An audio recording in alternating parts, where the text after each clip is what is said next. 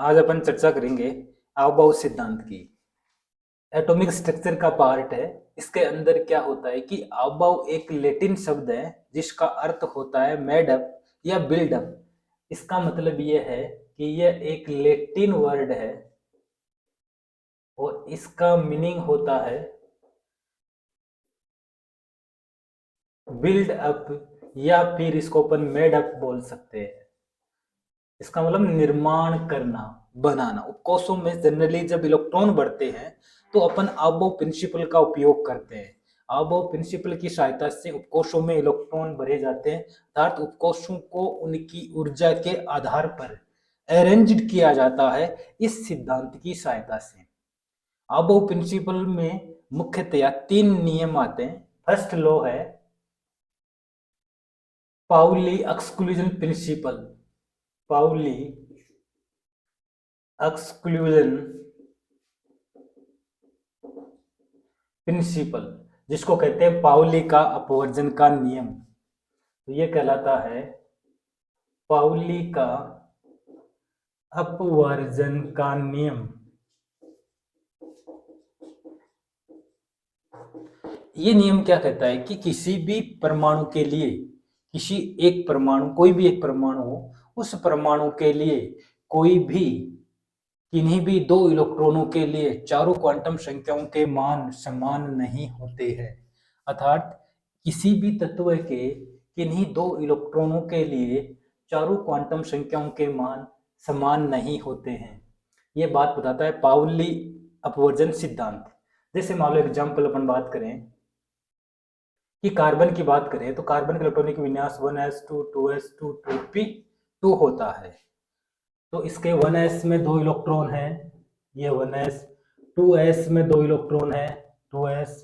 2p के अंदर दो इलेक्ट्रॉन है, तो ये 2p है। अब कोई भी दो इलेक्ट्रॉन की अपन बात करें कि जैसे मान लो कार्बन के, एक तो अपन 6 इलेक्ट्रॉन की बात कर लेते हैं, एक बात करते हैं मान लो 1 2 3 4th इलेक्ट्रॉन की।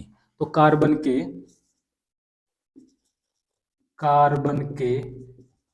4th इलेक्ट्रॉन की क्वांटम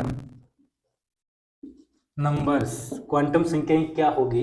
तो देखो 1 2 3 4, जो 4th इलेक्ट्रॉन है वो यहाँ पे भरा हुआ 2s के अंदर भरा हुआ है। इसका मतलब ये हुआ कि मुख्य क्वांटम संख्या, प्रिंसिपल क्वांटम नंबर का मान n बराबर होगा 2।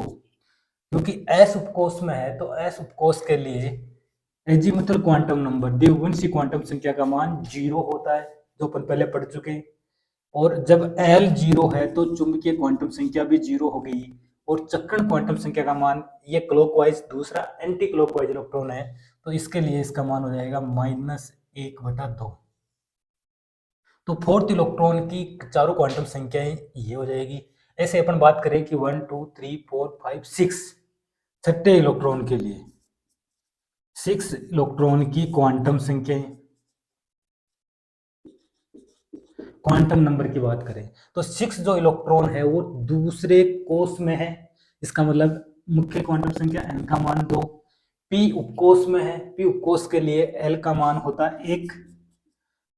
l का मान 1 है तो m का मान या तो -1 होगा या +1 होगा या 0 हो सकता है। ये डिसाइड नहीं है कि कौन से कक्षक में है।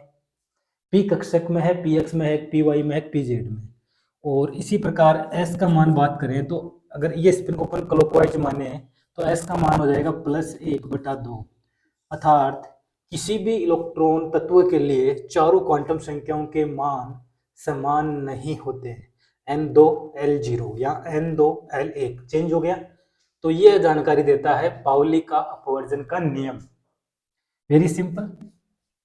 पाउली अपवर्जन नियम एकमात्र ऐसा तत्व है हाइड्रोजन जिस पर यह नियम लागू नहीं होता है। It's clear.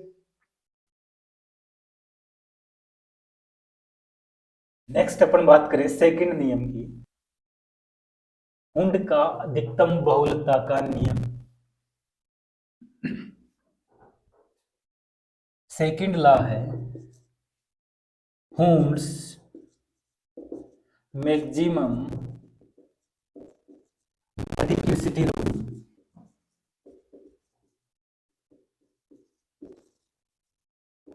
हुंड का अधिकतम बहुलकता का नियम, ये नियम ये कहता है कि जब किसी उपकोष में इलेक्ट्रॉन भरते हैं तो पहले समान चक्रण के इलेक्ट्रॉन भरे जाते हैं, उसके पश्चात विपरीत चक्रण के इलेक्ट्रॉन भरते हैं।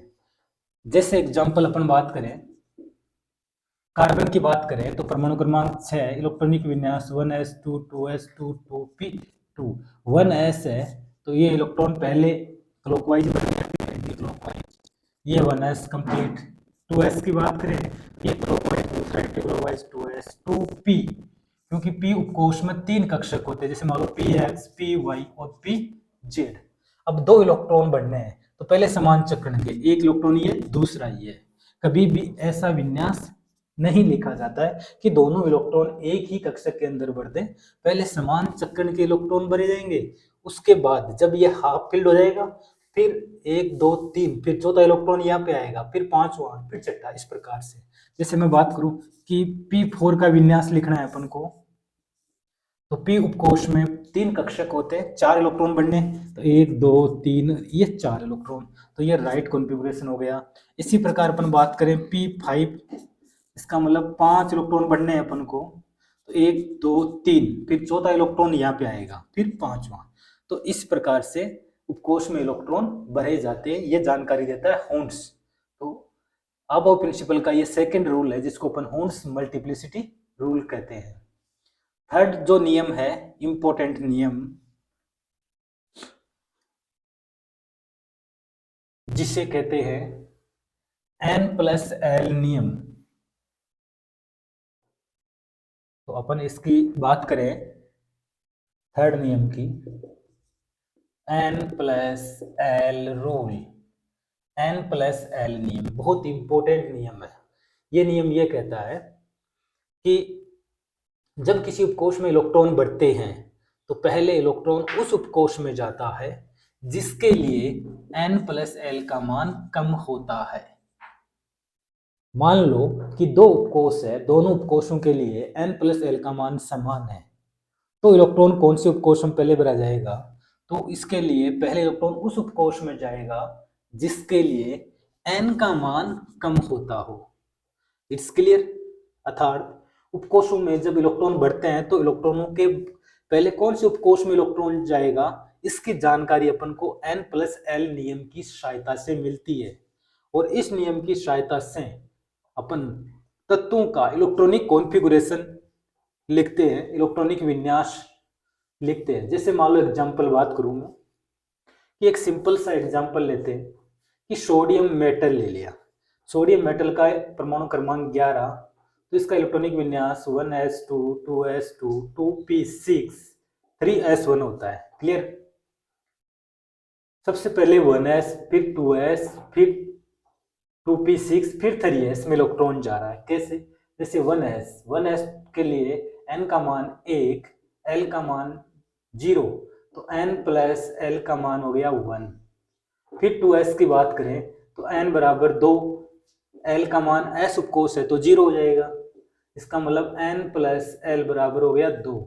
फिर 2p की बात करें तो n का मान 2, l का मान 1, तो 2 + 1, इसका मतलब N+L हो गया 3। फिर 3s की बात करें तो n का मान 3, s का मान l का मान s है तो 0, तो N+L बराबर 3। अब 2p के लिए भी N+L 3 है और 3s के लिए भी N+L 3 है, तो पहले इलेक्ट्रॉन कौन से उपकोष में जाएगा? 2p में जाएगा या 3s में जाएगा? जिसके लिए n का मान कम होगा। यहाँ n बराबर 2 है, यहाँ n बराबर 3 है, इसका मतलब पहले 2p में इलेक्ट्रॉन भरेंगे, उसके बाद इलेक्ट्रॉन 3s में जाएंगे। तो ये विशेष सावधानी रखनी है। हाँ, इस N+L नियम की सहायता से अपन तत्वों का इलेक्ट्रॉनिक विन्यास लिखते हैं, इलेक्ट्रॉनिक कॉन्फ़िगरेशन।